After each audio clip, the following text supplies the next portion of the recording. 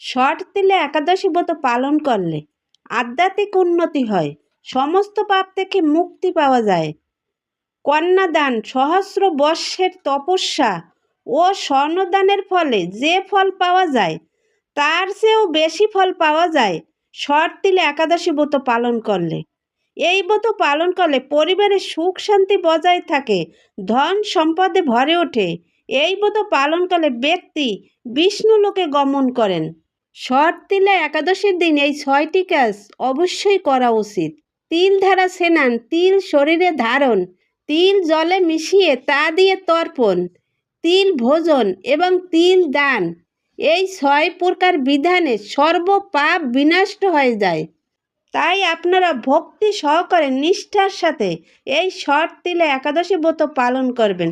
এই ব্রত পালন করতে হবে 14ই জানুয়ারি, 29শে পৌষ বুধবার, আর পালন করতে হবে পরের দিন সকাল 6টা 42 থেকে 10টা 19 মিনিটের মধ্যে পালন কাজ শেষ করতে হবে। হরে কৃষ্ণ, রাধে রাধে।